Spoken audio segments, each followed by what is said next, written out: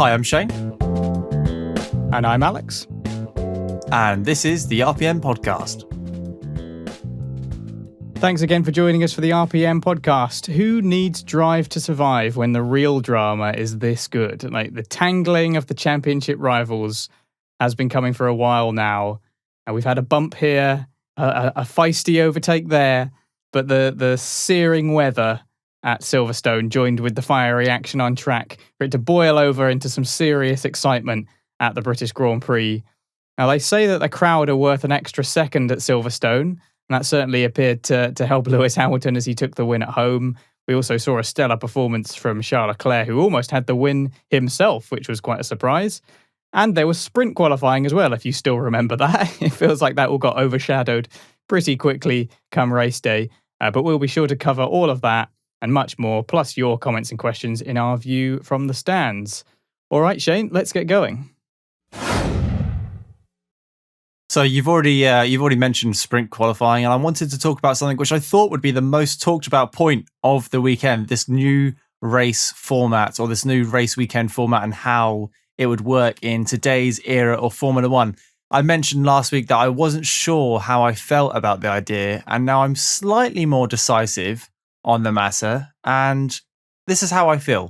If sprint qualifying was the current quali format, I wouldn't be asking for it to be changed, which is exactly how I feel about the current traditional format for qualifying. It works, and I really enjoyed it. I really enjoyed the added responsibility of the drivers in the session and how they can end up at the back of the grid by making a simple mistake. Case in point, Sergio Perez, who spun in sprint quali and felt that impact throughout the whole of Sunday's race. So sprint qualifying in a nutshell, for me, I really enjoyed it. I think coupled with only 2 practice sessions made it a little bit more interesting. What's your thoughts? Talk me through what you think about sprint qualifying.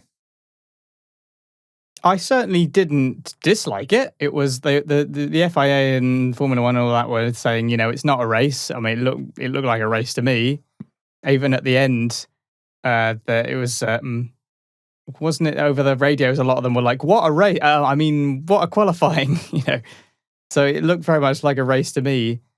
I'm still not really sold on it, to be honest. It's very track specific on this one, and I feel like a couple of the examples that we pointed out as possibilities when we talked about it in that roundup did come to be the case. For example, Russell, who had an excellent qualifying, ended up dropping back on the sprint qualifying and then dropped back even more during the race. And Perez, I suppose that you mentioned that he had that kind of rather unusual crash and that put him at the back and he suffered because of that. But there's something about suffering a crash during a race, what is essentially a race as far as I'm concerned, impacting another race that just feels a bit weird when it's supposed to be a qualifying. If he'd done it during his qualifying lap, that's one thing, but he did it during a race. So they're not the same circumstances. It just feels a little bit weird to me. It's also strange to hear Hamilton going for his 8th British Grand Prix pole at the start of a sprint race. It feels like he already got it. He already got that pole, to me. Like, he outfought Max in that all-important Q3 final dash to get that fastest lap. It feels like he did it. And then he kind of got to do it again. I just didn't really understand that. It just felt a bit weird. The other thing that was a bit disappointing was that everyone discovered that it was going to not going to be much of a one-stopper, or unlikely to be a one-stopper, because the softs got chewed up pretty quickly. Lots of people complaining about blistering. But instead of them discovering that during the race and it having implications on the race strategy, they discovered it during sprint qualifying, and that all got sort of slightly neutered by the sprint qualifying format instead. So it was nice to see some racing. There was certainly a lot of drama at the start. It was good to see that drivers were well up for it and were really going for taking positions. Fernando Alonso in particular had an incredible beginning. He managed to make up lots of places.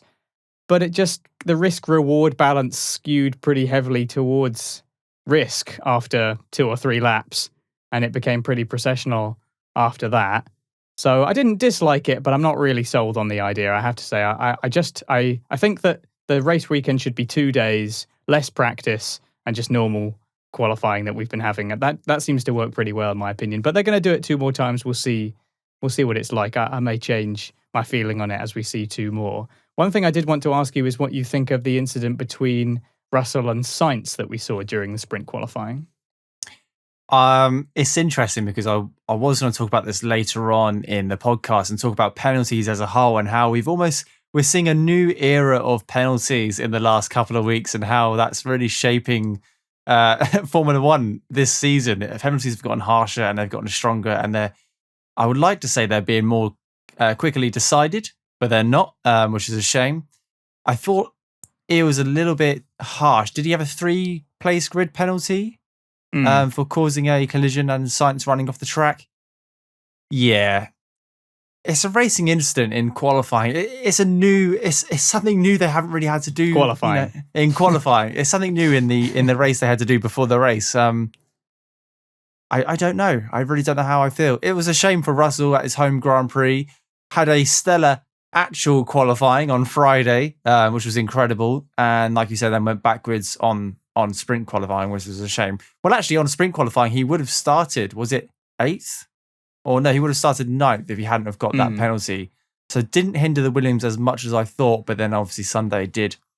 I don't know. Penalties is a really hard thing to talk about this weekend, and I'm sure we will in great depth across the whole spectrum. What do you think? Because I'm pretty undecisive on this. The only difficult thing about all these penalties is we end up talking about penalties instead of racing. Yes. It becomes talk of who should get what penalty when. Yeah, it'd be like talking about a game of, I don't know, a game of football or whatever, and talking about cards all the time instead of talking about the actual football. So it's a little bit frustrating in a way to have to talk about penalties so much. The incident itself, Russell had a bit of a lock-up and ended up sort of sliding into Sainz somewhat, who had left him a reasonable amount of room. I don't know, 3-place grid penalty for that seems pretty harsh. Like, these things happen when you're right at the start of a race, but Sainz didn't really do anything wrong either and was hurt pretty bad for it in what is supposed to be an ongoing, if it were a normal full-length race, you'd expect Sainz to make that up over time and it wouldn't be quite so bad. But during that sprint race, he was hurt that much more. So maybe that was their reasoning for it, and Russell was the one who lost control of his car. I think in that incident, he kind of did lose control of his car. So maybe some kind of penalty is reasonable, but a 3-place grid penalty, that seemed pretty harsh. I'm not sure. Like you, I'm a little bit unsure about it. It's one of those difficult ones to call because it's not within the context of a normal race. It's within the context of this unusual format. And does that change the way they apply the penalties? I'm not really sure. They'd probably say no, but it's hard to say. It's hard to look at the Russell incident for me without thinking back to the last couple of races we've had at Austria.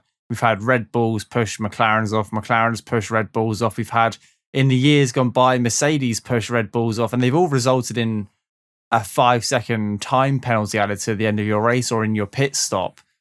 And then we come forward a race week later, a very similar incident, in which I believe is a very similar incident. The car got forced wide, or a car ended up going off the track, which wasn't ideal.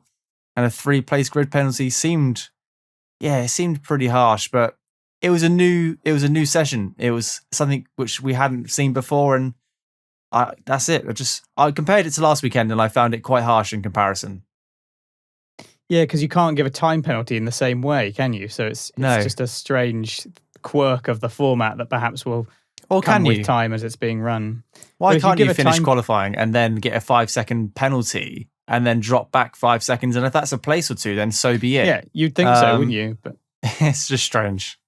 So yeah, just a quirk of the format. Perhaps these things will be ironed out in time, maybe. The only other thing that I did spot that was a little bit odd, and I wasn't sure if it was a mistake or intentional, was that sometimes during the onboards, and this was only during sprint qualifying, on the onboards there were these like weird square brackets around the cars ahead.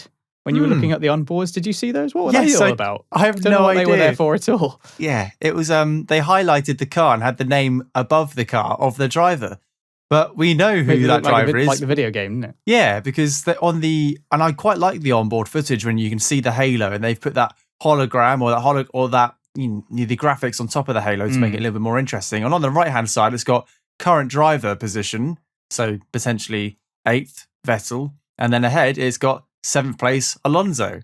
So why they put a box around him and then put his name tag above it seemed very, I don't know. Maybe it was. Did he have his just, name tag above it as well? I didn't see that. I only saw like the square brackets. I can't remember. Maybe that's they why didn't. It was a bit weird to me, because it was just like these brackets around it. It was just a bit strange. It was like the racing equivalent of a crosshair. It was a little bit weird. Yeah, it was really strange. I wonder if we'll see it in qualifying sessions to come later this year, or whether it was just maybe bespoke to sprint qualifying and they're just testing the waters to see what the fan reactions were. Who knows? Yeah, a bit of an odd one. We'll keep an eye on it and see if it pops up again. Right, next talking point then. Well, my first one was the sprint qualifying, and my second one is the Max v Lewis incident, seeing as it is lap 1. So I say we get diving into that. We'll cover this.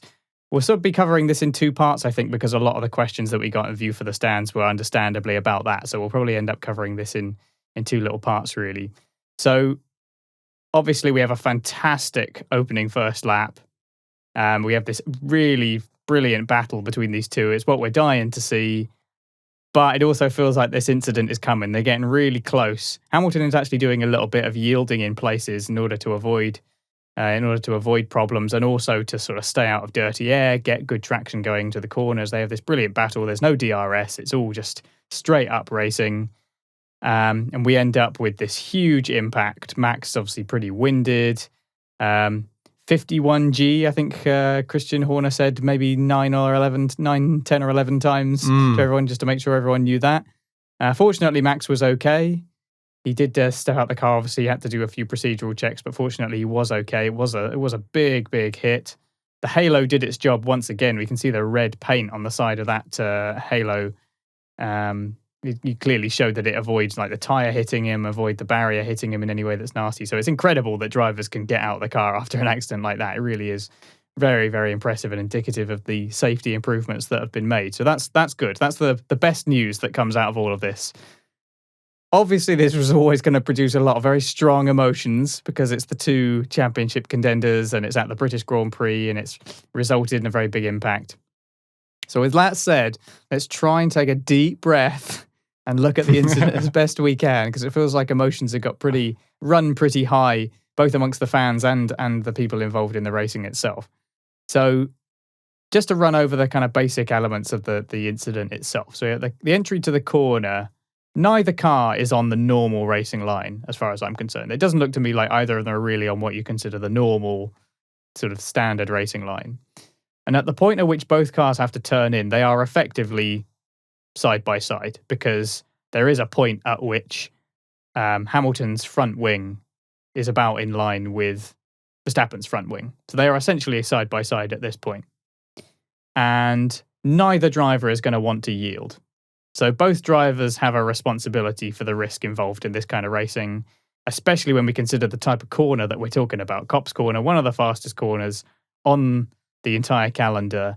And I don't think the stewards are taking any part of the incident and isolating it as a point of contact as an example of fault. They're looking at the whole thing in context up to the point where it was clear that Verstappen had lost control of the car and was going to crash.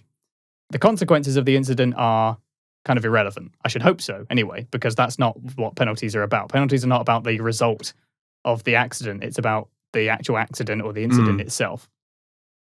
Now, Hamilton misses the apex, but Verstappen also turns in as if Hamilton has backed off, which maybe he thought that he had done or expected him to do, because that's probably a bit more of a Verstappen-style thing to do. Verstappen has this kind of like, you're going to yield or we're going to have an accident. That's always been his quite aggressive style in racing. And on this occasion, Hamilton didn't do that. Hamilton went for it. He was, stuck with it and tried to keep going. And because of the speed and the type of corner, the result of this contact is pretty catastrophic. I think it's a bit clumsy from Hamilton in that he is going for it in an extremely risky situation, and because of the way the cars work and the aero, it's going to be very difficult for him to hold the line in the same way that he would if he was just by himself. There's definitely an element of blame for Hamilton here in that he's the one going for it. We talked before last time about the incident with Norris and Perez, and Perez is the one going for the move. He's the one taking a lot of the risk. He's taking the lion's share of the risk here. And I feel like that's a similar case for Hamilton here. So I think that the penalty is somewhat reasonable. I can see why they've given him a penalty for that. they explained the justification. I think that makes the penalty justified. Now, as for the severity of the penalty, that's where the kind of facts stop and the opinions start. So I will turn over to you now, and what's your perspective on this incident up until the point that we learn of the penalty? I just want to say, listening to the way you described the incident was actually quite refreshing, because I've seen so much online of so many people, so many journalists and so many people's opinions and whose fault it was and who did what and who caused what. And actually listening to you describe that incident, but by putting no fault on either driver, is really refreshing. And hopefully, that comes out. Well, I did say the lion's share of the blame was on Lewis to some extent. True. He's the one taking the most risk. Yes, but you justified everything you said, which is so refreshing, because at the moment everyone's got an opinion online about this situation. Now, the incidents happened, and for one, I couldn't believe that Hamilton's car had as little damage as it did, given the severity of the impact. It was really quite surprising for me that Hamilton had a couple of minor chips or minor cracks in his front wing. And his tire of his wheel as well, didn't he? Yeah, and his tire was within operational was within that operational remit. And obviously, looking at Verstappen's car, it was actually quite a hefty impact. The penalty itself, firstly, obviously we had a yellow double wave yellow, then we had a safety car, then we had a red flag, which is great to see that the safety car was called out quite early. It was red flagged, and the safety of the driver was taken into utmost consideration at the British Grand Prix. Absolutely fantastic. And a massive thank you to the marshals as well, because they always do a fantastic job, and they made sure Max was okay, gave him the time, gave him the space he needed to get out of the vehicle, didn't didn't force him out, gave him every helping hand he needed, which I thought was fantastic. And these guys, most of them, do it for free. They dedicate their whole weekends standing around in boiler suits in 30 degrees, orange boiler suits in 30 degrees to help maintain these events, which I think is fantastic. So the red flag was called out. All the cars came into the pits. I was really surprised that we didn't have a verdict on the penalty until racing had resumed. And because it was red flagged for probably 20, 25 minutes, would you say? Is that fair to say? Yeah, about 20 minutes, something like that, yeah. I don't know exactly. That's how much it felt like anyway. Yeah, it did feel like a long time. But I was very surprised and a bit upset that there wasn't a verdict of the penalty, which happened before the racing resumed. And then obviously a couple of laps into the restart, we had the verdict, and Lewis Hamilton had received a 10-second time penalty for causing a collision and obviously taking Max Verstappen out of the race. Yeah, you could probably tell, Alex, that I'm still quite on the fence of this one penalty-wise. He deserved a penalty without a doubt. Don't get me wrong. He absolutely deserved a penalty. And I'm a massive Lewis Hamilton supporter. He's a British racer, and I like to see him do well. In my eyes, if I'm being honest, and I'm keen to see your views on this, I think he deserved a slightly harsher penalty than a 10-second time penalty. Again, looking back into previous weeks where we've had minor contact between two cars, and that's resulted in 5-second time penalties. Something of this magnitude, I thought deserved a little bit more. Yeah, what's your thoughts on the actual penalty itself? I think I'm kind of leaning slightly the other way myself. I think that I can see why the penalty was given. I think it was the way that they justified it was reasonable. But if they'd called it a racing incident, I wouldn't have been surprised either. I think making the penalty harsher, I think that would be, I'm not sure how I would justify that, because you said the magnitude of the incident, but the actual consequences of the incident shouldn't, I would hope anyway, shouldn't come into it at all, because it's all about the actual incident itself. There are times when big accidents happen and there isn't really anybody at fault, so it's just a racing incident, even if it's a big, big crash. So I'm not sure how it could be justified as an even harsher penalty, and I don't think that there's some talk of, the penalty should have been even harsher because Hamilton's in a Mercedes and he could easily make that time up. But we don't want the penalties to be based on who's driving the car or what car they've got. Absolutely not. And I completely agree with that. That's going to make things even more complicated. And also, it seems a little bit strange where you have the teams and the drivers working really hard, bringing everything they've got to get the best car and the best driver, and then they get told, well, if you're too good, you'll get penalised harsher, which just doesn't seem fair at all. Yeah, and just even more complicated. So I definitely wouldn't advocate that at all. Christian Horner, and we'll talk more about him a bit later, I'm sure. Christian Horner was talking about you should get a race ban. I mean, it's like, come on, mate, that's ridiculous. The safest thing, we're talking about this being dangerous. I mean, the safest thing for them not to do is not to get in the car. They all know that what they're doing is dangerous. It's motorsport. Even just going go-karting is dangerous. So it's a very, very difficult incident to call, and that's probably why it took them so much time. But the way that I tried to think about it was, what if it was two completely different cars? What if it was Latifi and Schumacher fighting for P17? How would I feel about it then? Probably feel much as the stewards have gone about it. Like, if they called it a racing incident, I wouldn't be surprised, but they could justify a time penalty. Now, and that's the way that it should be. It should apply the same way to all drivers and all cars. So I was thinking, if it was two like midfielders or two backmarkers that had exactly the same incident, how would I feel about it? And if the way that I feel about it then is different, then maybe that's the way that it should be. Yeah. So I'd like to think that if they had the same incident with different cars and different drivers, they would have called it the same way. Do you think that was the right penalty to give, given the incident? Again, if they called it a racing incident, I wouldn't be surprised. I think you could justify it either way. There is no it's very hard to say that there is an objective right answer here, because that's the nature of stewarding and refereeing in these kind of sports. Everyone's going to have a certain opinion on it. I think them calling it a 10-second time penalty is reasonable. I think that's a reasonable call. But if they'd not given him a penalty, then I would have been fine with that as well. But any harsher, I think is unfair, because you've got two brilliant drivers racing with everything they've got for the championship. They're entering a high-speed corner. They're almost alongside. Neither of them is going to yield. Contact is pretty much inevitable, and neither driver can be absolved of responsibility of that. There is no, it's completely this person's fault or completely that person's fault. And that's racing. If we don't have incidents and moments like that, and think of all the incidents that we have that are like that where they don't crash, that is racing. That is that is what makes racing exciting. If we start saying to drivers, "All stay apart, don't get close to each other, don't go too fast, don't do anything too risky," well, you might as well pack up and go home. There's no point racing if we're going to do that.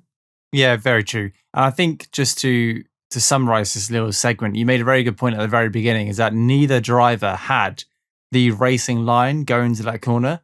Yes, Max was on the outside of the track and had a better line, but it was by no means the racing line. The racing line is as far left in that corner, kissing the apex, and then carrying as much speed through as possible. Swoop in, don't you? Yeah, exactly. And so, 20 meters before that corner, both cars were touching, or not touching, but very close to the inside wall. So neither car was on the optimal racing line. So you could almost, we don't see overtakes like that happen very often going into that corner. So when it was being squared up, yes, if one driver had yielded, if it had been Max or it had been Lewis, we wouldn't have had that collision, but neither driver did, and neither driver should, because it's racing and they're prepared to take the risks they want to take. And yeah, what happened. And, like you said, the best outcome was that Max walked away unscathed and all his provisional checks came back absolutely clear, and he's free to race and continue training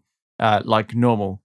But wow, everyone's been wanting, or no one should really want a collision between two drivers, but we've all wanted this mammoth battle, but we all expected it to end in a collision. And given that we're 10 races into the season and we've had this almighty collision, which will probably be talked about and milked on Drive to Survive for a long time, potentially a whole episode. I'm sure they got some great episode of just Christian Horner playing it back and slowing it down and playing radio messages from like 25 years ago to make it seem like it's even more dramatic. Amazing. There's a brilliant parody waiting to happen, Rare. Somebody's got to do that. Can't wait until March next year. Yeah. The other thing to add on, and you touched on this, was the damage to Lewis's car. Now, he had like a cracked wheel rim, I think. Now, if they hadn't had the red flag, they wouldn't have been able to replace that, because I think they had to replace it. Yeah. Which means if they hadn't had a red flag, Hamilton would have had to retire the car, most likely. Now, this all ties into something that I've mentioned before. I can't remember when we would have last talked about it, but which is the fact that they're allowed to work on the cars quite a bit during red flag conditions, which I kind of disagree with. It's a red flag, like the session stopped. I don't like that they're able to like get the cars back up to work in shape again and go again. I'm not sure how I feel about that, but that's a whole different conversation. But certainly, yeah, if it weren't for the red flag, I think Lewis would have at least had to pit under the safety car and maybe even retire the car, which would have changed things completely. The red flag was necessary. I'm not questioning the red flag. Like, that barrier needed sorting out, and they didn't even move Verstappen's car for a long time. So a red flag was necessary. But the nature of the way that teams can work on cars means that totally changed the nature of that incident, in that Hamilton came out of it relatively unscathed. And so he was able to carry on with his race. And there was kind of nothing short of disqualifying Hamilton, which I certainly wouldn't advocate. That was never going to happen. There was nothing that they could do to kind of make it up to Red Bull. There was nothing that they could or were going to do to make it up to them, which made, Christian Horner et al. Understandably frustrated. But we'll talk more about that later, I'm sure. I'm sure we'll. Yeah, that'll be talked about in our view from the stands. I think there's a couple of questions there which relate to the outcry of both teams, or just the one team of the weekend. Oh, I don't know. Toto sent an email, so he did send an email, didn't he? And that was so funny. They don't read emails during the race. They do not read emails during the race. There was an email with a sketch. Yeah. I would love to see the diagram. What diagram did he send? Drama. Just 2 cars and an arrow. Is that like you need to check your emails? I've sent you a diagram. Brilliant. Yeah, we're busy at the moment, mate, trying to repair the wall. But yeah, I'm glad that Max is okay. 51 Gs is a huge impact. And it's just a testament to the safety in the sport that he, after regaining his breath, and he didn't lose consciousness throughout the whole thing, just managed to walk out of that car. Absolutely fantastic. And more safety is great. I'm all for making the sport as safe as possible. And it's working. That's the main thing. It really is. It's so good to see. Right. I think we should park the incident until later. I'm sure we'll talk about it more. So move on to your next talking point. Oh, well, I'm going to stay with Mercedes, and we're going to talk about both their drivers, but we're not going to talk about the incident at all. And we're going to cover team orders and how Bottas didn't finish ahead of Lewis, despite the fact Lewis had a 10-second penalty. And I've just said that we wouldn't talk about the penalty, but I've referenced it. So I'm not going to talk about the actual incident. So first things first, Bottas is having one of his better weekends, if it is fair to say. He qualified quite high, hasn't dropped the ball in either of the qualifying sessions. He's done all right. He's running behind Lewis up until the first pit stop phase, because Lewis was in P2, Charles Leclerc in P1, and Bottas was in P3. And then it was inevitable. And I just really want to get your feelings on it, because we covered it a little bit last week when we saw team orders for the first time. But Bottas boxed, and then Lewis boxed. We had the penalty. Lewis had tremendous pace. It was, without a doubt, he was, like you said, they say that the fans give you an extra second. Boy, did he need those extra seconds, because he was absolutely flying through the field, or flying, fastest lap after fastest lap until Perez boxed and caught up Bottas. And then they did a team order switch into turn 15, very well orchestrated. And then Lewis went on to hunt down Charles Leclerc and take the win with 2 laps to go. But bringing it back to the team orders, I can understand why they did it. Don't get me wrong, because Mercedes, for the first time in a handful of years, are on the back foot. They're experiencing what every other team has felt like for the last 7 years, and they're chasing down the championship leaders, which is Red Bull. And to do that, they need to put their highest points driver first. Note how I didn't say best driver. It's hard to call Lewis a best driver when there was an incident this weekend. But they switched the drivers. Bottas moved over, Lewis took the second place, and off he went. It doesn't feel right. And I know why they did it. If you're a team principal of the team, if you're the chief strategist, you want to secure as many points as possible and take the first place off Max. So it makes sense to put Lewis into that race winning position. But I can't help but feel it was just a little bit harsh. But on the flip side, and I will hand over to you in a second, sorry. On the flip side, Bottas didn't have anywhere near as much pace as Hamilton did. So how can you not make the switch when Hamilton's flying through the field and Bottas is just cruising 6 or 7 seconds behind Charles? To be fair to Bottas, he is probably one of the most consistent people all weekend. I think he qualified? Well, say qualified. He actually qualified P3 and then sprint qualified also P3 and then finished P3 in the race as well. So yep, that's he basically correct. had like a completely flat week. So you can't blame his consistency. Like he did exactly the same thing in all 3 sessions. So fair enough. And he's bagging a decent number of points. Obviously, Perez was somewhat out of the equation. So he just had to keep it together and hold off Norris, etc., which he did pretty handily. And then it came to the incident that you're talking about. I think it was like lap 40 or so. He was told, don't fight Hamilton. Now, yeah, it's a team sport, so they want to get as many points as possible. I think they were just getting past the inevitable, really. Hamilton was going so much faster. He was purpling all those sectors. I think he would have got past him pretty quickly anyway, to be honest. So yeah, I think it's the logical thing to do. It's a team sport, and they're in much better contention now than they might have been. Who's to say that they might have ended up in a little tangle that could cost them just enough time where it would have made that fight, because it's quite difficult to follow in Silverstone, as we learned. It was pretty tricky for some people. The DRS didn't really seem all that powerful. Even going down the Hangar Straight or going down the Wellington Straight, it didn't really seem to have that much of an impact. So who's to say those two tangling for a little bit might have meant that Leclerc had eventually taken the win, which would have been a very different result indeed. Certainly exciting for Ferrari. But yeah, they did the right thing. If I was in their situation, I would have done exactly the same thing. Is Bottas underperforming? He finished 11 seconds behind Leclerc, who finished 3.8 seconds behind Hamilton. So Bottas finished 15 seconds behind Hamilton, and Hamilton had a 10-second penalty on top of his race time. Well, he served it at the pit stop. So he finished almost 25 seconds behind his teammate.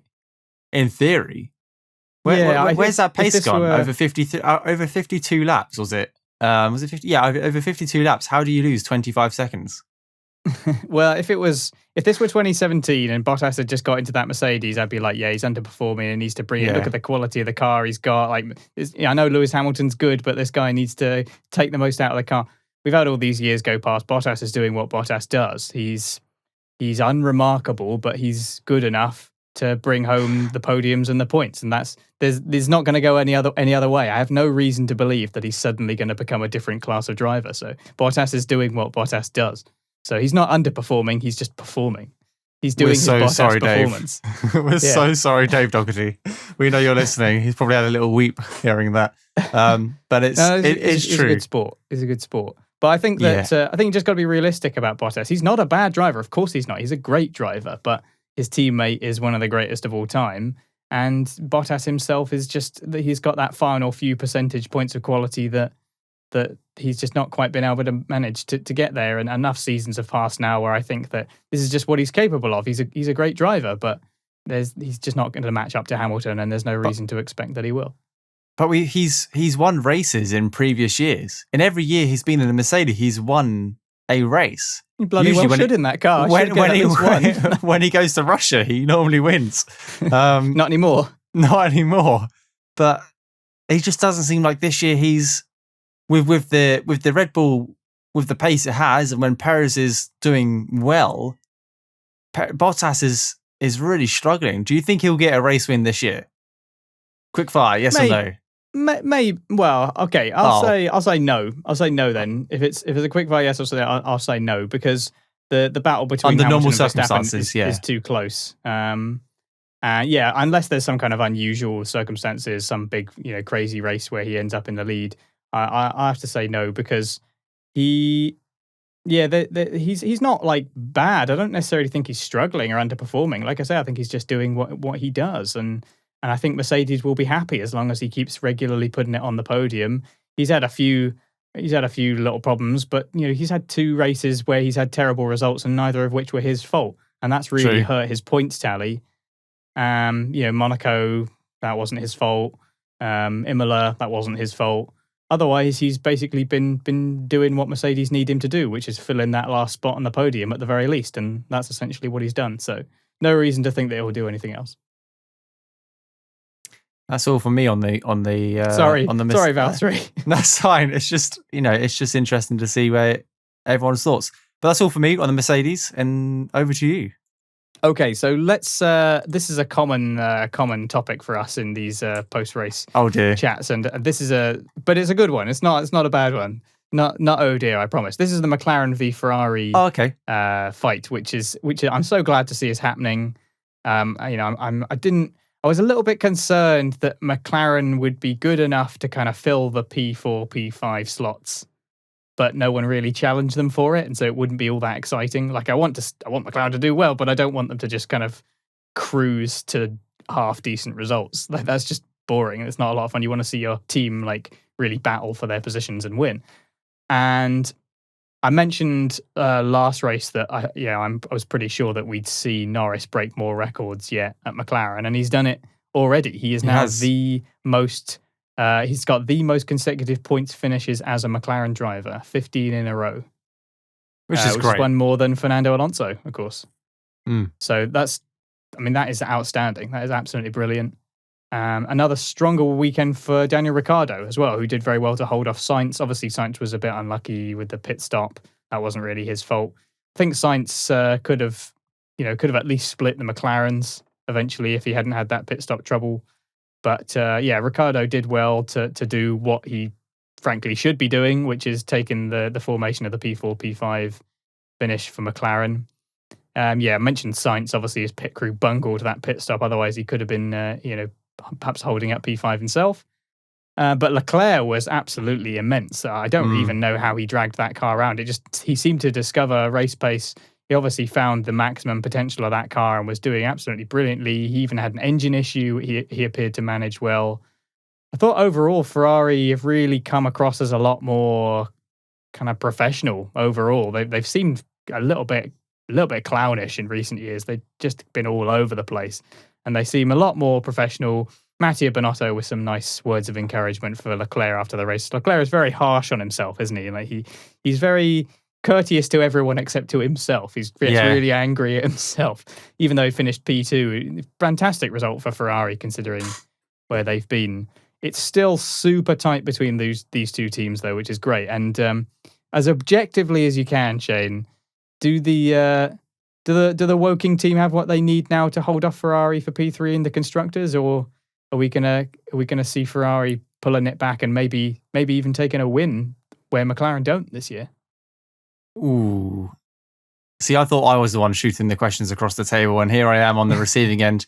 I think the odds are in McLaren's favour, but I don't think the scales tip too heavily towards the Woking team. Only just, if you ask me. And you just look at this week's results. You've got the Ferrari scoring 26 points and the McLaren scoring 27 points. It's so tight. But you've got different factors. Sainz did an amazing job this week. I think it's fantastic. And so did Leclerc.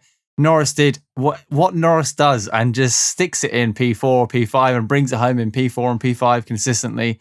As for Ricciardo, we alluded to the fact that last week's podcast, we mentioned how this week's format of race weekend would really complement Ricciardo. He has a qualifying session and then he can race higher and then finish qualifying higher to start the race higher. Hopefully everyone follows. We'll back to the normal race week in 2 weeks' time. But it really complemented his driving style. Obviously, he's been struggling in qualifying, the traditional format. Managed to stick it on P6, I believe, and then gained a position with Norris on the actual race day. So we always knew he was going to do a little bit better, which was nice. It's so tight. It's really, really tight. Both teams had pit stops which didn't go well because Norris got held up for I think over 4 seconds. Which Both is McLaren pit stops were pretty poor. And we mentioned that at the start of the season actually, how in Bahrain they had a couple of mishaps, and we've come to expect it, and how they potentially should just play it slow but safe. So go for the 1.82 second pit stop, but keep it consistent and safe, or 2.5 seconds and keep it safe. But 4 seconds for both drivers, or more than 4 seconds, it's time lost they really didn't need, because Ricciardo was under a little bit of pressure. Oh, actually, it's fair to say Ricciardo was under a lot of pressure from Sainz towards the end of the race, only finishing a handful of seconds behind him. Fixing those pit stops would really give McLaren the help they need. They are doing well, but they can do better. And I've got nothing to say on Norris because I think he's just brilliant at the moment. And I'm hoping that a good result from Ricciardo will just spur him on into the next couple of races and see a little bit more consistency from him, because we've seen it from all the other new drivers on the grid. We've mentioned it previously, and Ricciardo just seems to be taking that little bit longer. But we do believe that when he does get to grips with that new McLaren, he will really shine, and we're starting to see glimpses of it. He only finished 12 seconds behind Norris, which actually in comparison to the whole season is one of his best results, if not the best. So bravo this is his best result, yeah. Yeah, fantastic job from McLaren this week. Ferrari, I think, are a little bit more unpredictable. We've seen them running in P16 and P12, completely at the points with no pace whatsoever in both qualifying and the race. And like you said, this week, Leclerc's found that 2019 Ferrari, stuck it on the grid, and then led the race for what it was so long. He led that race for the majority of the time. And it would have been good. I mean, it would have been awesome to see a Ferrari on the podium again. I'm all for great racing. You know, as much as I want to see a British car on top of the top step at the British Grand Prix, it would have been cool to have a new race winner this year. It's been a long time coming for Charles Leclerc. He's only done it 3 times in the past, and it would be good to see him on the top step again. It means so much to him. But yeah, regardless, incredible job by him. Putting it in second place. He posted on social media this morning saying that he's still very 50-50. And like you mentioned, he's so critical of himself, but so forgiving of others. I think he should be absolutely over the moon with a P2. That could be his best finishing position of the season. But only 3.8 seconds behind Hamilton. Who knows what could have happened if the race was a couple of laps shorter, or he had a little bit more power. We'll never know, but it's exciting, isn't it? That P3 spot in the championship it's there. It's there for grabs, and I know I want McLaren to get it at the end of the year, but it's going to be a fight to get it. Yeah, and they need that, and I think Norris in particular would benefit from Ricciardo getting more comfortable as well, because I think when he was with Sainz really pushed Lando. They had a good relationship, but on track they really pushed each other. And I think Lando kind of needs that from Ricciardo as well, because Ricciardo is the kind of driver that really can bring it to him when he switches it on. So I think we need that in order to extract even more from Norris. And the same is true with McLaren as a whole from Ferrari. They need that impetus to really fight. So it's good that we're seeing it. Of course, yeah, you mentioned, I think you're right about the inconsistency with Ferrari, and that sometimes they just seem to be really struggling with the pace and absolutely nowhere. And then sometimes Charles Leclerc puts it on pole. So it's just, he's got 2 poles this season. It's really, you kind of forget that really. It's really, really quite incredible. So a bit up and down, but I'm kind of happy to see Ferrari looking a little bit more like what you'd expect Ferrari to be, given the resources and legacy that they have. So the brilliant fight for P3 in the Constructors continues. Let's talk about Sergio Perez and how this was probably a weekend to forget for the Mexican, because he had it all to play for at the start of the weekend. And obviously no one knew that Max was going to be out of the race on lap 1, and he could have been on the podium again if he had qualified better or even really participated in the race. The only positive thing I can say about this guy, and I think it's only fair to talk about Perez like we talk about Bottas. We're very critical of the top teams because that's where the championship is won and lost. Perez managed to get the fastest lap towards the end of the race and taking that point away from the Mercedes, but not actually gaining that point because he finished in P16. he was doing so well this year. He stepped into a brand new car, come out of a different team. He wasn't even in the Red Bull Junior program. His predecessors have done a wide range of jobs. Like they've been good, they've been bad, they've been inconsistent, they've been consistently bad. Perez has stepped in and has been as close to Max as any of the other ones have been.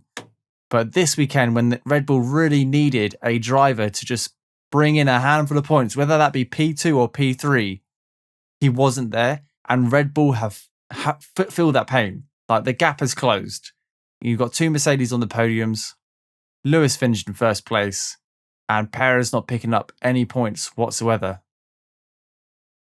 It's really strange accident from him in that sprint qualifying. He just seemed to drop it onto the entry to the hangar straight. Very, very unusual incident. And because of what we mentioned before about it being seemingly quite difficult to follow here, the DRS not being all that powerful, he was stuck behind Stroll for ages. I feel like Stroll deserves some credit. Not only did he have a good race in general, because he made up quite a few positions and finished in the points, but he seemed to be holding up Perez for a very long time. We also saw Perez having a really good battle with Raikkonen at one point. That was good fun. Obviously, they ended up having a little tangle. Raikkonen obviously doing everything he can to hold on.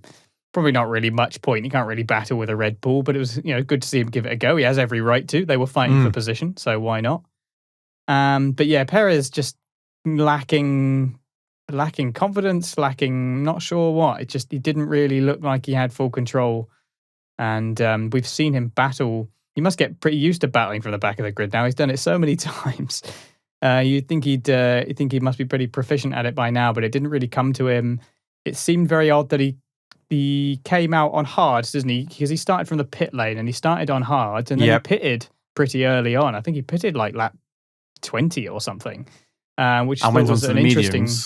Yeah, it was an interesting time to pit, and I thought, well, perhaps they're lasting longer than expected for him. We know he's very good at managing the tyres, so maybe they're going to try and get those to go longer and then do a, I don't know, fastest lap near the end or something, go on if they had any softs left.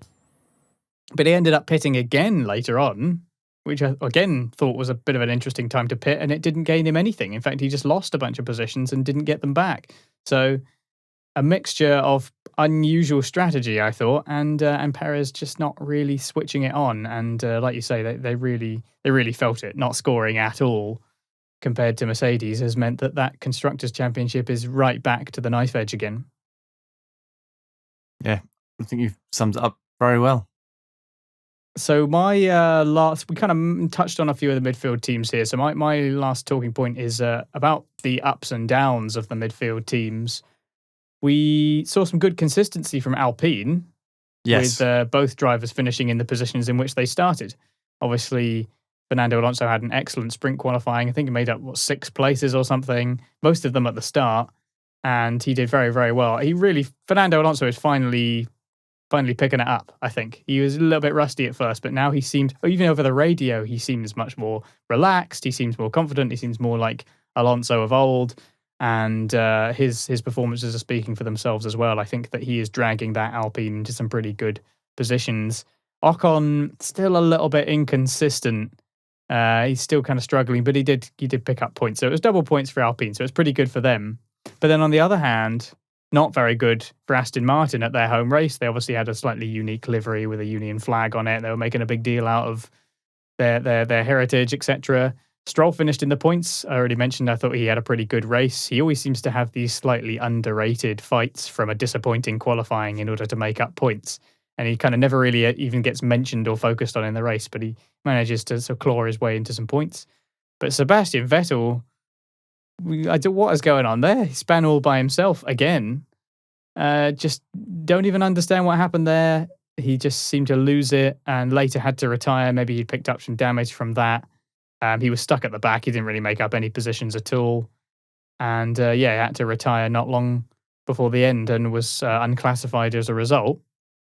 And then AlphaTauri, they also really seem to be struggling. I don't know if it's because this track doesn't suit their car or what, but neither Gasly or Tsunoda seem to have any impact on the race at large. Tsunoda had a little bit of luck. I think he was P13 or something.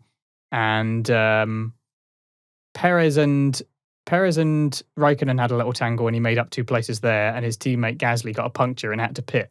So he ended up in the points as a result of that. So not too bad to pick up a point, but AlphaTauri can't help but be a bit disappointed. I'm sure they are too, because there's been talk of them potentially having the 4th fastest car, and it's been nowhere this weekend. So I feel like there's got to be a lot of disappointment amongst the midfield at the moment, because there's a lot of, especially with Alpine and Aston Martin, there's a lot of money going into, resources going into what should be pretty big teams. They're certainly building their way up to be big teams. They want to be. And it's not really translating to anything major at the moment. Yeah, it's just to echo what you said, I thought Alonso did a fantastic job the whole weekend. In my eyes, contender for driver of the weekend or driver of the day, because he's really dragging that Alpine to places it shouldn't be. And I thought it was good that Ocon scored some points. He's had some reliability issues over the last couple of weekends, and has been involved in incidents which clearly wasn't his fault for no fault of his own. It's good to see him back behind the wheel and actually completing a race. But yeah, Aston Martin up and down like a yo-yo, aren't they? They're the most inconsistent team on the grid. 1 week they're battling for P5 and P6, and touching bases with the McLarens, and the next week they're behind the Alfa Romeos or fighting the Alfa Romeos. It's really, really strange. Obviously, it's a high speed track. It was very hot this weekend, but we've been to hot tracks before. Bahrain's hot. Austria was warm. It's really strange to see cars just operate brilliantly and differently in different conditions. And you haven't mentioned Williams, but we've got Latifi, who's finished in P14, which I thought was actually a pretty good result for him. I know you've had 2 DNFs, but he's still ahead of Raikkonen, Perez, Mazepin, and Schumacher, which is great. And then Russell up in P12, just shy of the points again. Who knows what could have happened? It will happen by the end of the season, no doubt. But a brilliant drive from him as well, doing a good job. Are we going to have some kind of bet where if Williams don't score a point by the end, you're going to have to get a tattoo or something? Should we? Oh, absolutely not. Not prepared to stake on that? I believe in Russell. There's not that much in the Williams car. He's outperforming that car. Yeah, they're struggling. Well, I think it's unfair to say that he's outperforming the car. I think that Williams actually does have a little bit of potential. It was good to see, especially in the sprint race and with qualifying, that they really are capable of battling some of those midfield teams. So I think that Williams deserves some credit for making some improvements on that car, but it's obviously just very, very temperamental, and that's been a problem with it in the past, in that it's been sensitive to wind, it's been rubbish when following other cars, but there are the odd occasions where it seems to just fit into the pocket and it has a nice little operational window where it does well. But Russell, as I expected, Russell kind of suffered from the sprint qualifying because he qualified brilliantly and then had to do another little race where he lost a few places and then just lost a few more places during the race again. So there wasn't that opportunity. But he lost 2 places during sprint qualifying and he finished P12. And then God's penalty. Yeah. Yeah, and so obviously he would have started P9, I think it would have been. Yeah, so yeah, if that's if he'd had a sprint qualifying without the penalty. But if we'd not had the sprint qualifying, he would have started P whatever it was. P7 did he qualify? P8. P8, sorry, yeah, P8 he qualified. So if he'd had that and then straight into the race, it's possible that might have been his chance to get a point. So it just feels like he was one of those people that really suffered from the sprint qualifying. He still needs to sort out his starts. He always loses places at the start. Yeah. I'm not sure if this is, again, a sort of element of the difficulty of the car or if it's something particular that he's doing. But yeah, Williams, I think it's good that you've decided to include them in this discussion about the midfield teams. I think that alone is encouraging. It's reassuring, isn't it? Yeah. If I do believe if Latifi could somewhat match Russell's pace, a bit of team strategy or a bit of teamwork could really help them creep towards those point finishes, because they could help each other, they could defend with each other, they could fly in formation and really push along the grid like we've seen other teams do to secure a point or two. It's just there's such a difference between those 2 drivers at the moment. It's really struggling. They're running completely different strategies, or they're running the same strategy but 30 seconds apart from each other on track after 10 laps. So maybe if Latifi picks up the pace a little bit, it might help the team secure some points, because they've both been so close to the points, but neither teammate at the time has been around them. So if they were both there together, they really could they could make it work, I do believe. That qualifying deficit in particular, Russell's now put it into Q3 twice now. Yeah. And they're 10 places apart by the end of qualifying. So that seems to be the biggest issue, is that there's that huge gulf on Saturdays, or Friday as it was this weekend. But yeah, if they could get a bit closer together, that would be helpful for them. But I don't know. I'm not sure Latifi can match Russell anywhere near, to be honest. Yeah, and I think it's this whole sprint qualifying, penalty aside, pretend that didn't happen, that contact didn't happen with Sainz, Russell would have finished in P9. So actually over a third, 100 kilometers, over a third of a race distance, he only would have dropped one position. And that's a really strong sign for Williams, if you ask me, that they've done a third of the race and they've dropped one position. So actually his sprint qualifying wasn't horrendous. It was just the race itself. He dropped a couple of positions and then never managed to get them back, which is a shame because they're so close, aren't they? They are so close to points. It's just a matter of time. I've got one more point, and it is about the race, but it's more about what happened after the race, and it's not about the incident. So instead of making you guess, I'm just going to talk about it. So after what seems like a strong few races for Sebastian Vettel and the Aston Martin team, obviously Seb had to retire on lap 40. He suffered a spin in the early stages of the race, which dropped into the back of the grid completely on his own. Looked like he put the throttle down too quick. I've done it loads of times on the video game. I'm sure it's harder to control the car in real life, but they're the same, aren't they? They're exactly the same. Yeah, exactly the same. We're all basically professional drivers at the end of this race, or that's what Twitter seems to think. But unfortunately, that spin has come back to haunt him. I don't doubt that he'll bounce back and he'll be all right next week.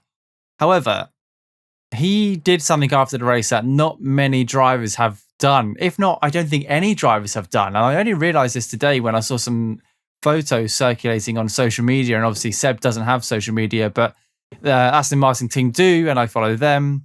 And Seb stayed behind once all the grandstands had cleared out and litter picked for over 3 hours whilst talking to fans. He was talking to fans, talking to them about his day life, talking about racing, talking about how he goes about and how he does stuff for the environment, whilst these group of people were going around clearing the grandstands of all this litter. And I know it's got nothing to do with racing, but I thought that was fantastic. I really do think that's amazing. We've seen Seb Vettel, we've seen him back in the 2010s when he was a very feisty young German racing for championships, elbows out, would say some things under the heat of the moment. And 10 years later or 11 years later, he's a nice, cool, calm guy. And he's spending his time after the Grand Prix interacting with fans. But instead of doing the standard stand on a stage and interact with them, he's walking around with them with a dustbin bag and a litter picker, and he's clearing up the stands because that's what he cares about. And I just thought it was worth a mention. I think it's fantastic. Yeah, that's a really nice gesture, and I think he was wearing a T-shirt before the race as well that said something about, I don't remember exactly what it said, but it was a sort of anti-littering kind of message. I have to say, it's not related to racing or anything really, but seeing as we've talked about it here, one of my biggest pet peeves about the UK is that this country, we just don't seem to care about litter. It is awful. Like, it seems every time there's a big hot summer day, you go out into the park later in the evening disgusting. And everyone's just left their rubbish behind, and it's awful. It's really, really horrible. We really need to, it's a cultural problem, it seems to me. There's just something about in this country, just people don't seem to care about litter. Because if you go somewhere like Japan, for example, you can't really find a bin anywhere, and yet everyone the takes streets it are home. Immaculate. Yeah, because people take it home. They don't do that. They have the respect not to do that. Whereas in this country, we don't for some reason.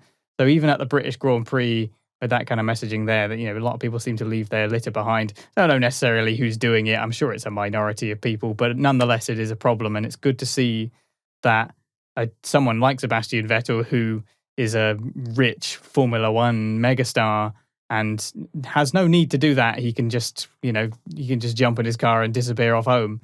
He's putting his litter picker where his mouth is, and actually helping muck in and clean up, and that's really nice to see, because it gives people a positive message and a positive role model, and it's something I'd like to see more of in general, because I can't stand the state of litter in this country, and I'm always the kind of person that if I see something rolling around on a train or on the park, I pick it up and put it in a bin because it's infuriating. So I completely agree that is a very nice thing to see, and good on you, Vettel.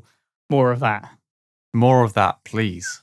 I mean, not necessarily from him personally. Like Sebastian, we shouldn't have Sebastian Vettel having to go around. Yeah. We have to recruit old Formula One drivers to come and pick up our litter for us.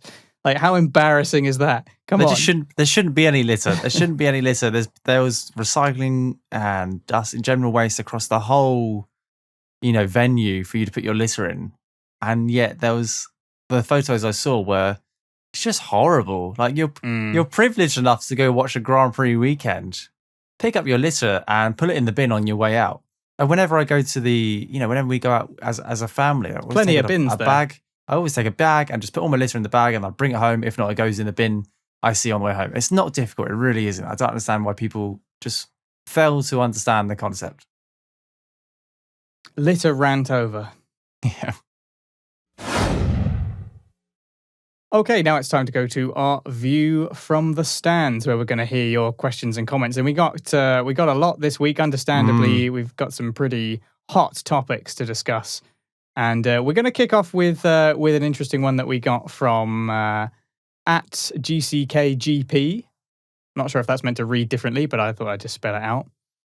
And they say, today Lewis sent Max to the hospital, and that got a relatively light 10-second penalty. In Monza, he accidentally entered a pit lane, yet he gets a stop-go. The stewards, not FIA, are penalising simple procedural errors more than an almost attempted murder. What are they on? Now, this is obviously quite an emotional message from GCKGP here. But I'm not going to take the mickey here. I think that this does actually raise some interesting points that are worth discussing. So to start off with, we already talked about the penalty and our opinions on that. As for the Monza incident that they reference, so this is, of course, Monza 2020. Hamilton entered the pit lane when it was closed and got a stop-go penalty for it. And this is a very, very different kind of incident because, firstly, it's a safety-based penalty where nobody else could possibly be to blame. It's not an interaction between two drivers. It's not on track. Only the team. I mean, Mercedes are really the ones to blame, and I think they possibly did get a fine for it as well. It's usually something pathetic, like we're gonna find this massive German car company €100. I'm sure they'll really suffer from that. Somebody won't get a coffee tomorrow morning because of that. But it's a very different kind of incident because nobody else could possibly be at fault. It's totally the driver and the team that should know better not to do something like that. So it's a slam dunk penalty, and you're right to say that it's procedural, but it's an important one. The pit lane gets closed so that people don't speed around under yellows in order to get to the pit lane before it gets closed, because the whole point is they're supposed to be going slowly around with the safety car. If the safety car is deployed, it's because they don't want the cars going quickly. And intentionally trying to violate that by getting into the pit lane is dangerous when there has been an incident on track. So they don't want people violating that, so they close the pit lane. That's perfectly reasonable. They're not comparable, in my opinion. Also, there's maybe a little bit of confusion here where they say the stewards, not FIA. They are the same thing. The stewards work for FIA. They are FIA stewards. That is their official title. So they're the same thing. Maybe there's a bit of confusion there. Describing what Lewis Hamilton did as almost attempted murder is a little bit extreme. That makes it sound like he might have done it on purpose. I can't imagine any situation where Lewis would do something intentionally like that, because you can't have two F1 cars make contact, especially at that speed, without potentially ruining your own race as well. So the forces involved are so unpredictable. No driver would do that on purpose unless they were prepared to end their own race as well. And I don't think that's what was going through Lewis Hamilton's mind at all. And he wouldn't do something like that intentionally. That's not reasonable. But there's some important points there that are worth discussing. Thanks very much for your message, GCKGP. Maybe next time you send us a message, and we'd love to hear from you again. Just maybe take a deep breath and then consider hitting that send button. But thanks very much for your message, and we hope to hear from you again. So our next one is from regular contactee Daniel Fergie 25. That's at Daniel Fergie 25. Verstappen released a statement after the race claiming that Hamilton's 10-second penalty wasn't justified in his opinion. Do you agree with his thoughts, or do you think the 10-second penalty was the right decision by the stewards? Now, we've covered this in the podcast already. I think the general consensus is that Alex feels it was justified, and if not, it may have been a little bit lighter. I'm still very much on the fence. I was surprised not to see some sort of stop and go, which is the first time I mentioned it in the podcast. But after listening to Alex's views and having a day to sit on it and talking about if that had happened in the midfield, I do feel like a 10-second penalty was justified. I think there's a lot of questions, or a lot of people are questioning the penalty after the race because because Hamilton won the race despite the penalty. I think that's why there's a lot of questions about the penalty and the severity of it, because Hamilton won the race despite receiving a 10-second penalty. So that's where we are. Alex, do you have anything to add to that?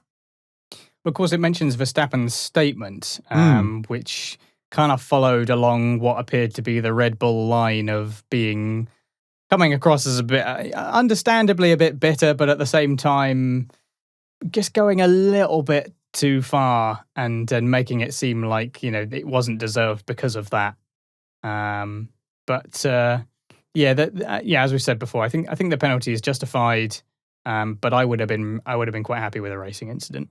I do feel, just talking about Verstappen's statement and on the back of Christian Horner's interview with Sky Sports, I do feel that interview will come back to not haunt Christian Horner, but I feel like in a week or two there may be some sort of apology being announced, because it was quite harsh. It was under the heat of the moment. He alluded to some things which, it didn't make sense, and it wasn't very well structured, and it was quite rude at some point. So I feel like as a team, they need to take a step back and maybe go, right, the only information we're prepared to give is that Verstappen's okay. He's in hospital, but he's been cleared, which is fantastic news. The team will release a statement in 24 hours, because there was lots of heavy-hitting press straight after the race. Thanks very much for your message, Daniel. And now we're going to hear from RPM legend Dave Doherty. Thanks for getting in touch. Dave says, I feel this was extremely good in the whole of the weekend, and we've got Mercedes back in the game. Today's race was like Spain last year. Understandably, Dave, very happy to see Mercedes back in the fight, and it is good to see that Red Bull are not going to just walk away with it. They've got a fight on their hands. That's what we want to see. Dave mentions Spain last year, presumably alluding to when Hamilton he sort of overturned quite a significant deficit to get past Verstappen in the end on tyre strategy. He says this year. Sorry, I said last year. I meant he says this year. Spain this year, where Hamilton had to overturn a significant deficit, won that tyre strategy battle.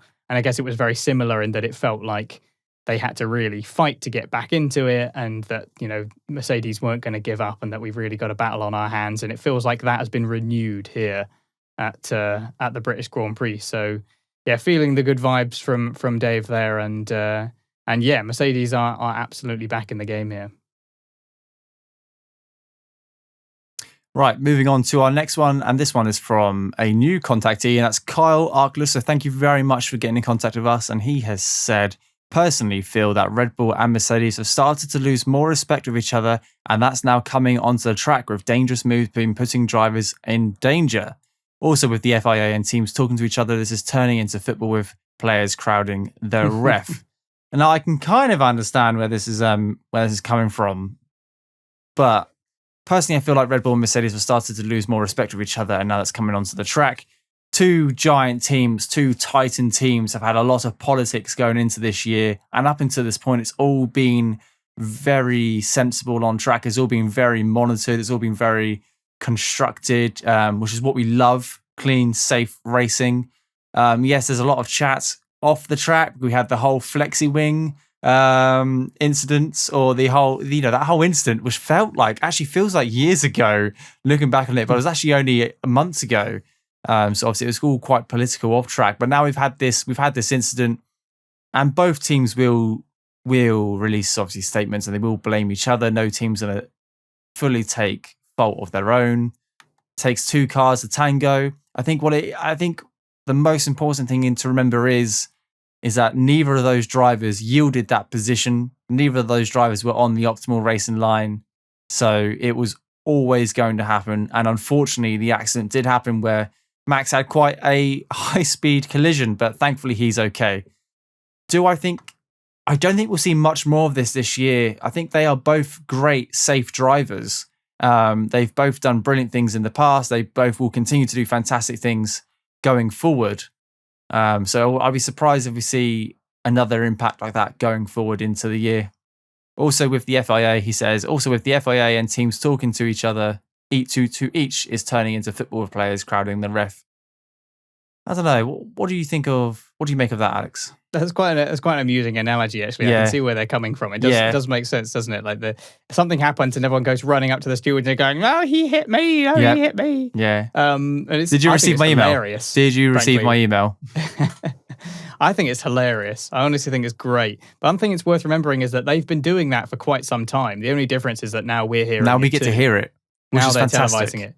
I'm so glad they're doing this. It's hilarious.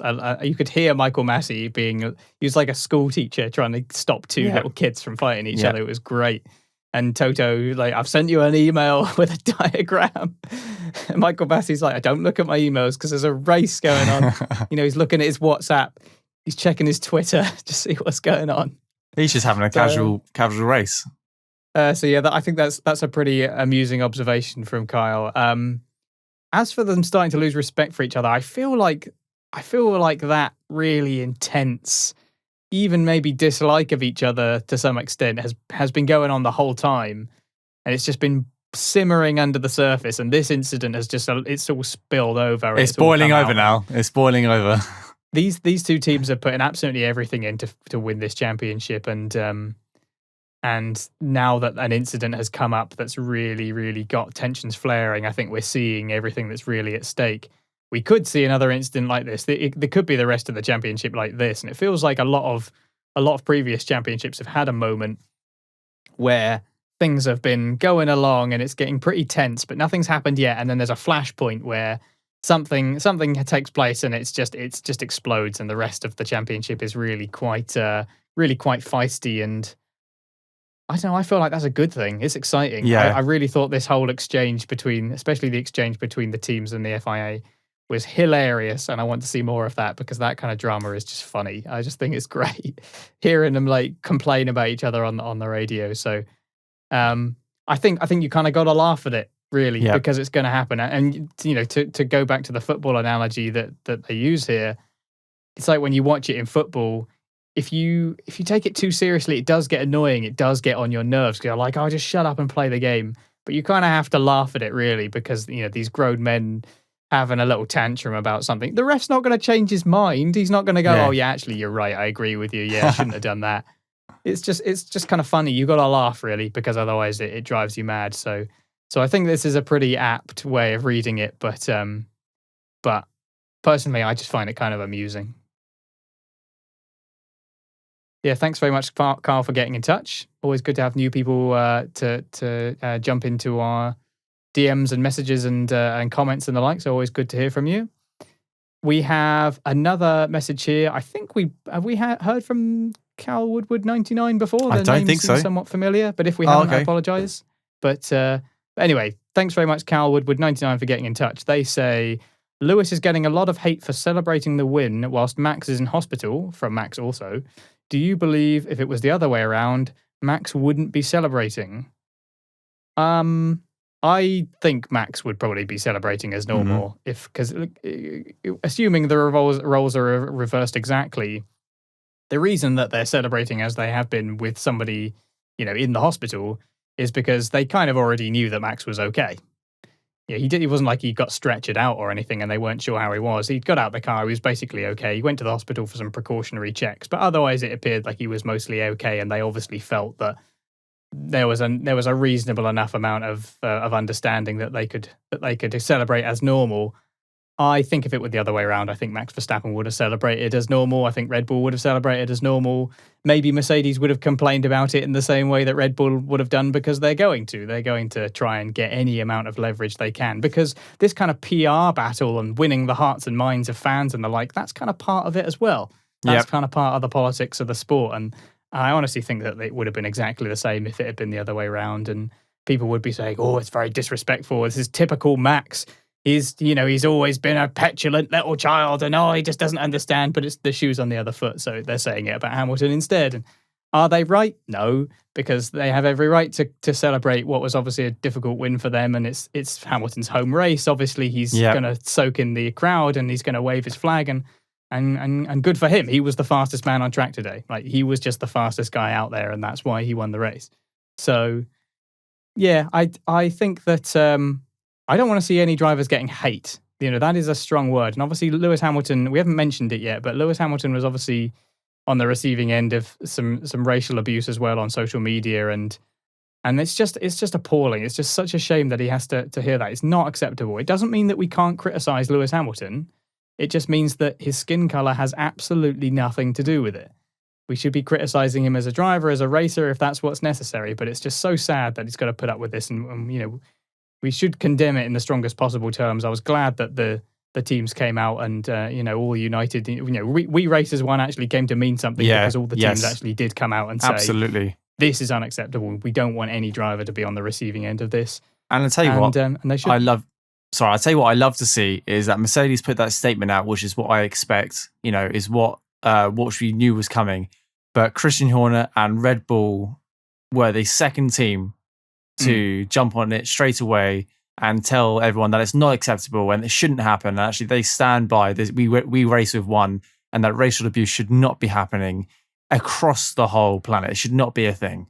So I think this really highlights what a unity of the sport is, despite what Christian Horner said 12 hours ago about the dangerous moves and the unjustified moves and how Mercedes have been out of control. They all come together and supported Lewis in a time where he's been receiving huge amounts of racial abuse, which I think is so good to see the teams come together despite having a really difficult weekend between them. I love to see the teams come together. I hate to see that they have to do it. It's disgusting, and it's just not nice at all. But to see the teams come together, it's such a nice thing to see after, especially like a weekend where two of those teams are at having the biggest fight of their individual careers. I think it's nice to see. Sorry, I didn't mean to interrupt there. No, that's fine. I mean, you're right to say that, and I think that it's a shame that we even really have to be discussing the hatred that drivers are receiving as a result of it. I know tensions run high. People are passionate about racing. There's nothing wrong with being emotional about racing, but once you start abusing people, it's gone way, way too far, and it's just not necessary at all. But I think that, but to just bring it back to the question, I think that, if it were the other way around, I think Max would be celebrating. But of course, if Max had been in the hospital and there was some uncertainty about his condition, I think that maybe it would have been a little bit calmer and maybe a little bit more sedated. But they essentially already knew that he was all right. So I think that they kind of felt that they were justified in celebrating the other way that they did. But thanks very much, Cal, for your question, and good to hear from you, and hope to hear from you again. The next one is, I quite like this question actually, so I'm interested to see your view. It's from Tom Doncaster, and he has said, do you think the race/post-race interview from Horner was harsh or justified? I think he was fueled by the emotions that his driver had been involved in a high-speed 51G incident. And it's important to remember that Max went to hospital for preliminary checks, and they do that. As soon as you have an incident where you hit above a certain threshold, that driver will go to hospital for further checks. It doesn't matter if you go backwards into a wall, if you lose control yourself and go into a wall, or if someone taps your wheel and that ends, you end up in the wall. If you go above a certain threshold, you will go to hospital for further checks just to make sure that there's nothing wrong. So just wanted to clear that up, because a lot of people keep on saying Lewis put Max in hospital. No, he didn't. Max triggered an impact greater than the threshold, which required him to have further checks to make sure that he was okay. that's the end of that, from my opinion. And that is factual. I don't know what the G is or what the impact ratio is, but it is above a certain amount, and that's when you go for further checks. We're talking about people's heads here. I won't go into it, but we've had a lot of injuries in this sport over the last 15 years. Heads need to be checked out. So that's why he went to hospital. Lewis did not put Max in hospital. The impact required him to go to hospital for further checks. But do you think the post-race interview from Horner was justified or harsh? I think it was justified and harsh. I think it was very high rate. I think he was running on emotion. I think what he said, the majority of what he said was factual. He mentioned the incident. What he said was he repeated himself quite a few times about the 51G impact and that he feel like Lewis caused the accident. Of course, Red Bull was going to mention that. And he said it was unnecessary. Again, of course, Red Bull was going to mention that. Was it harsh? Some of the things he said to Ted, who was interviewing him, when Ted was asking further questions, Christian shot him down quite a few times. All he had to do was saying, I don't really want to comment on it right now. The Sky Sports haven't done anything wrong here. Unfortunately, Ted Kravitz hasn't done anything wrong. He's just trying to get some information. So I think he was harsh towards Ted. But what he was saying in the interview about the situation, I feel like was justified because he was just defending his driver, defending his team. Alex, what's your thoughts on this? Yeah, it was a little bit strange. I feel like Christian Horner's just gone a little bit too far here, and essentially this is a conversation about the kind of language that's used amongst the teams and the drivers, because I think that you mentioned earlier about how he should have come out and basically said that obviously they're disappointed with the crash and maybe they think that the penalty wasn't harsh enough, but that they'll release a statement after the race because they need to let tensions sort of relax a little bit, let things come down a little bit, look at it with fresh eyes, sleep on it, whichever way you want to look at it. And they didn't do that. They just kind of came full-throated out with their response, and they obviously had a unified element of it because Verstappen and Christian Horner were kind of saying the same things. And we mentioned before about the incident that Russell had with Bottas, and we said that this was at Imola, and we said that somebody should have said to Russell, look, just stay away from the press, give it some time, and then decide what you want to say. Because when you're in that moment and your adrenaline's up and your blood's up and you're annoyed, you're going to say things that maybe you might come to regret later on. And I'm surprised that someone in Christian Horner's position didn't really know better. Because with his experience as well. Yeah, exactly. I mean, he really... It's one thing to be annoyed, and he's absolutely right to say that he's disappointed that it's happened and he feels that Lewis has put Max Verstappen out of the race and all this sort of stuff.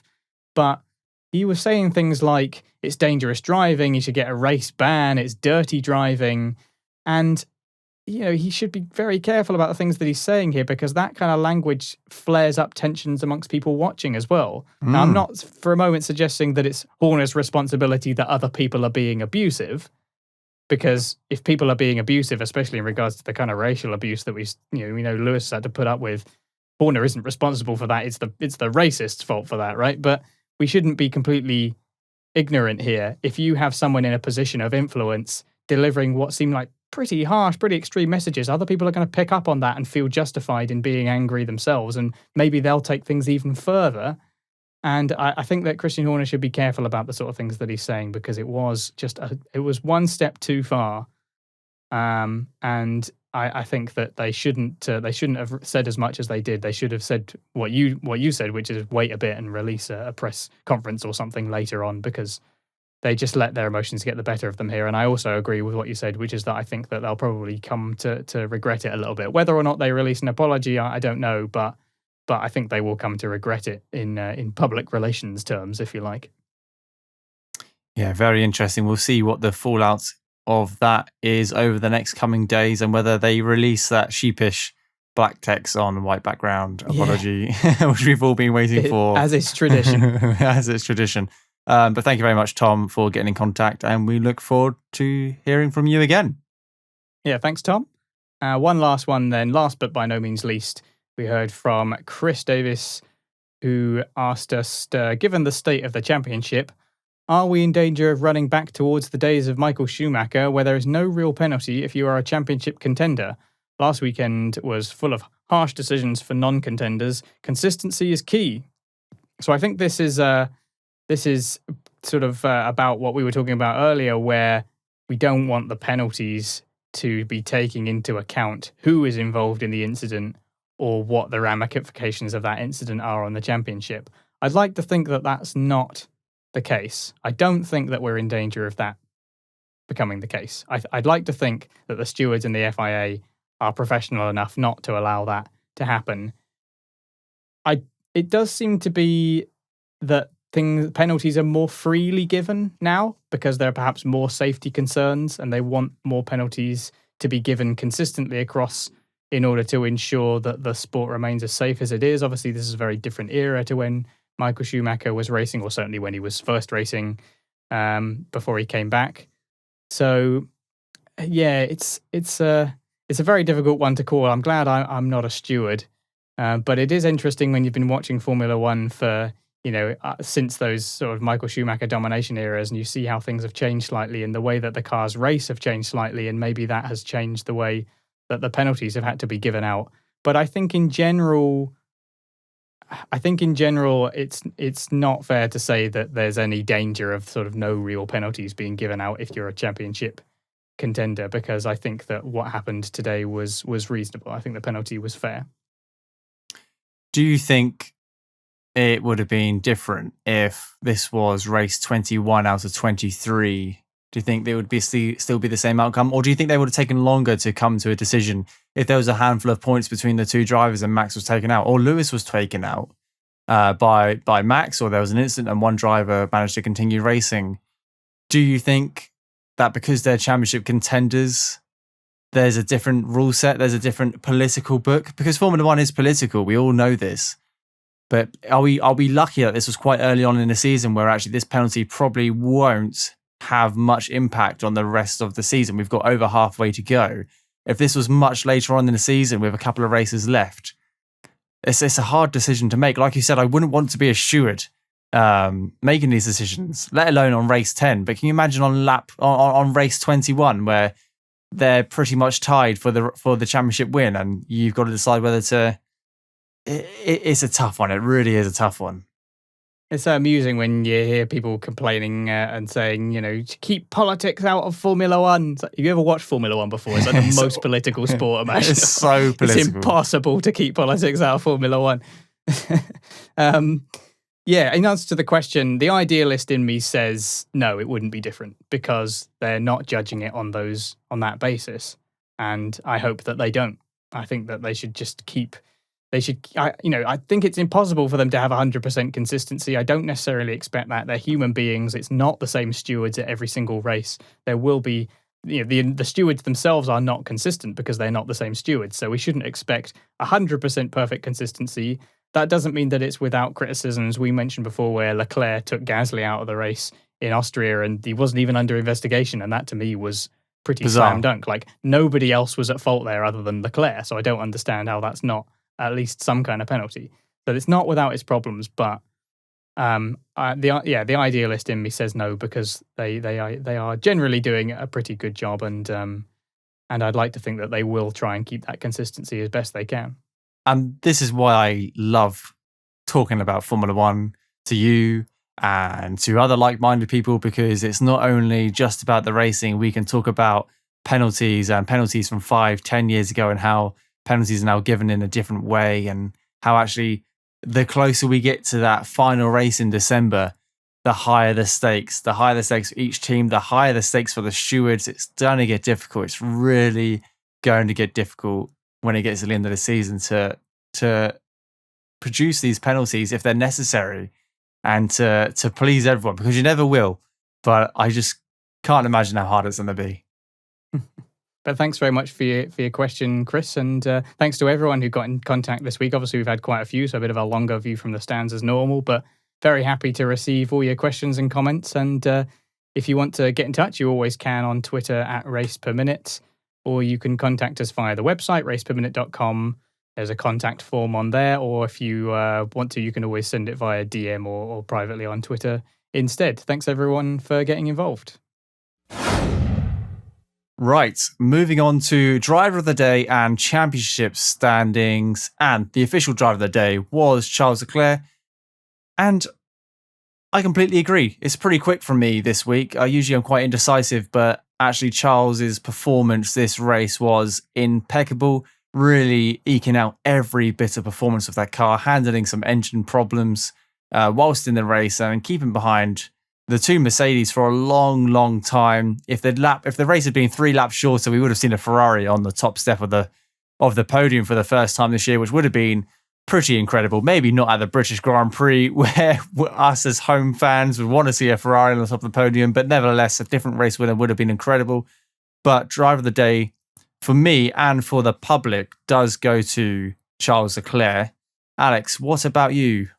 Yeah, I'm going to keep it pretty simple and say the same. I think Charles Leclerc is thoroughly deserving of that vote and had a fantastic drive, showed his real quality. I just really hope that he has a car that can battle, because I want to see, what I'd really like to see is Verstappen, Hamilton and Leclerc all fighting together in a 3-way championship battle, because I think that would be one hell of a ruckus. It's also just interesting to note the rather amusing nature of the popular vote for driver of the day, where Max Verstappen, I think, got like 12% of the vote despite not even getting past lap 1. How can you be driver of the day if you haven't even made, sort of 98% of the race? Doesn't even make any sense, but that's the nature of popular votes for you, I suppose. Right, so let's move on to the driver standings. Now we've finished with the British Grand Prix. I'm going to run you through the top 10. So we've got Verstappen with 185 and Hamilton still in second place with 177. Closing that gap, only 8 points between the two drivers now because of this weekend. Who knows what's going to happen in a couple of weeks' time. The biggest change of the standings, according to me, would be that Norris has retaken P3 in the driver standings, now ahead of Bottas, which is absolutely incredible what that guy is doing. Looking back at McLaren over the last 4 years, he probably had a point or two to one of the car's names. And to have 113 points, 10 races into the season, only 70 points behind the championship leader, is pretty incredible if you ask me. Fantastic job. Bottas in P4, doing what Bottas does best, with Perez in P5. Perez is slowly climbing the ranks, getting into the top 4, top 5, which is what he needs to do by the end of the season. Charles Leclerc with 80 points, moving up into P6, with Sainz in P7 with 68 points. Ricciardo with a good finish puts him in P8 with 50 points, with Gasly with 39 points in P9, and Sebastian Vettel still holding on to 10th position with 30 points. Yeah, Fernando Alonso in P11 with 26. I feel like he's going to claw his way much further into the top 10 before this is over. And Stroll close by with 18. Ocon 14. That's pretty disappointing for him as he sits in P13 in the championship. Hopefully he can pick that back up, because it feels like he's capable of a lot more. The same is the case with Tsunoda with only 10 points. But Gasly is in P9 with 39. It feels like he should be capable of much more in that car, and it just hasn't really happened yet. Raikkonen and Giovinazzi, P15 and P16, a point each with the Alfa Romeos, and Russell, Schumacher, Latifi and Mazepin all yet to score. Now, looking at the constructor standings, this is where it's really, really close at the top now, just like it is in the drivers. Red Bull with 289 to Mercedes 285. It would have, of course, been 286 for Mercedes if it weren't for Perez taking that fastest lap. But it's now, didn't Toto say at the last race, we're Max a DNF away from getting up with them again. And he's obviously been working that crystal ball pretty hard. McLaren held it on to P3 pretty decently, 163 points to Ferrari's 148 in P4, but definitely all to play for there still. That change in results could swap that around pretty quickly. And then we have, again, we were talking about this big fight for P5, AlphaTauri 49, Aston Martin 48, and Alpine are getting involved now as well with 40. So there's a big fight for the best of the rest in the constructors' standings between those three. Only 9 points between P5 and P7. And then, of course, Alfa Romeo with only 2 points, and Williams and Haas yet to score. Not a lot of a change at the bottom.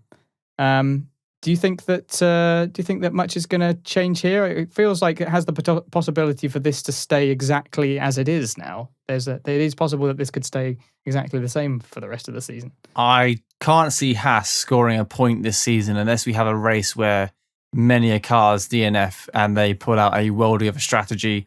I don't think it's out of question for Williams to reach P8. I do believe they'll get points this season. I think they can score a couple if they keep on developing that car, and the consistency of Russell He's doing a good job. So it's all to play for the bottom three. It's all to play for between P5 and P7, and it's all to play for between P3 and P5. It's everywhere you look on this championship standing board, there is a very close championship fight, and we're 10 races into the season, and not one team has run away with it yet. So this is going to be a great year.